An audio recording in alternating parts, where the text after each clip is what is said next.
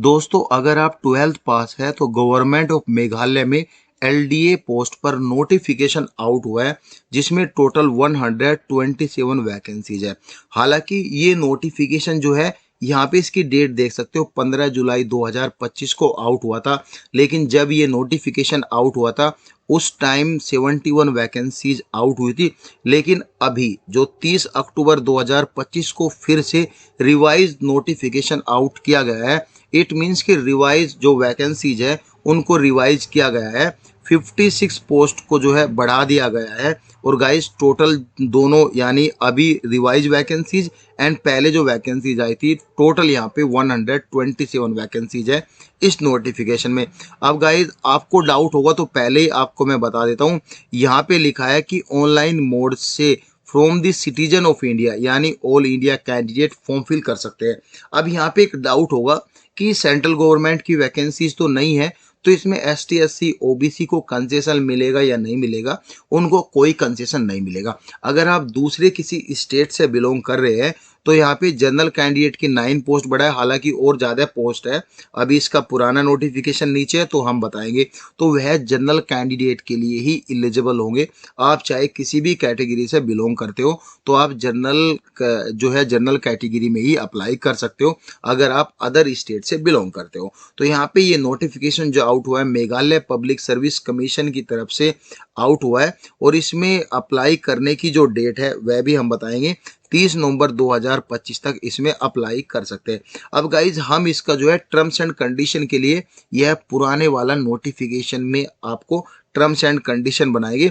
इसमें लिखा है ऑनलाइन अप्लाई इस डेट को करना है, लेकिन ये बिल्कुल गलत है क्योंकि अभी जो रिवाइज नोटिफिकेशन आउट हुआ है इसमें 30 नवंबर 2025 है। तो अभी भी इनके एप्लीकेशन फॉर्म पोर्टल पर ओपन है।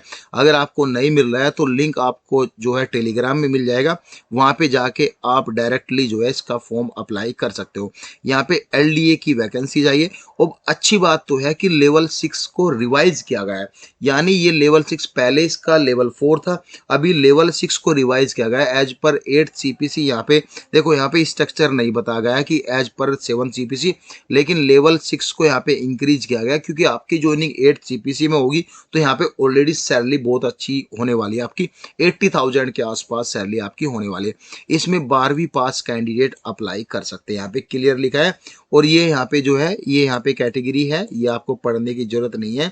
लेकिन यहाँ पे टोटल 71 पोस्ट के लिए बात करें जो पहले नोटिफिकेशन आउट हुआ है इसमें यूआर की 11 पोस्ट है। अगर मैं ऑल इंडिया कैंडिडेट के लिए बात करूं प्लस के 9 पोस्ट और इसमें ऐड किया गया है तो टोटल यूआर की यहाँ पे 20 पोस्ट आई है। अगर मैं इसकी कंप्लीट नोटिफिकेशन के बारे में बात करूं, अब यहाँ पे जो एज एंड कराए जो भी रिलैक्सेशन मिलेगा आपको, तो यहाँ पे लिखा है 1/1/2025 से आपकी एज काउंट की जाएगी और आपकी एज जो है 18 से 32 साल की होनी चाहिए। अगर आप जनरल कैंडिडेट है तो 18 से 32 साल के बीच होनी चाहिए।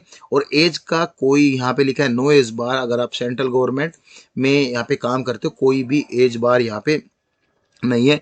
तो ये सब चीज आपको देखना है। अगर आप जो है यहाँ पे कंसेशन चाहते हो ST SC OBC even other category में तो आपको जो रेसिडेंस है वह जो गवर्नमेंट ऑफ मेघालय है उनके अंडर में जितने रेसिडेंस डिस्ट्रिक्ट आती है उनमें आपका रेसिडेंस होना चाहिए। और इसमें ऐसा भी कुछ नहीं है कि आपको वहाँ की जो है लैंग्वेज आनी चाहिए। फी के बारे में बात करेंगे, यहाँ पे जो फी है वह 320 रुपये फी रखी गई है।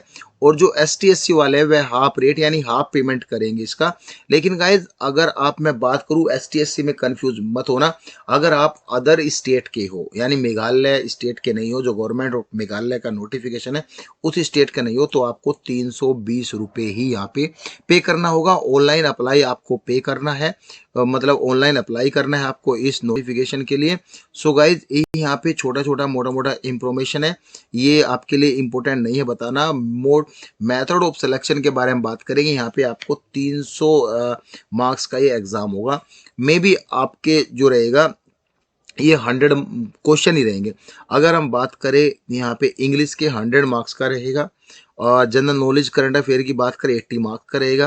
एप्टीट्यूड की बात करें तो 30 मार्क्स का रहेगा। रीजनिंग की जो बात करें 40 मार्क्स का रहेगा। बेसिक कंप्यूटर 50 मार्क्स का रहेगा। तो ऐसे 300 मार्क्स का ये एग्जाम रहेगा।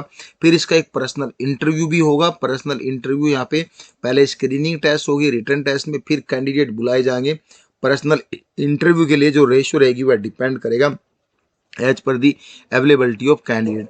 तो यहाँ पे ये टर्म्स एंड कंडीशन है, ये आप एक बार पढ़ लेना और डिटेल ले लेना कि किसके लिए कौन कौन एलिजिबल है।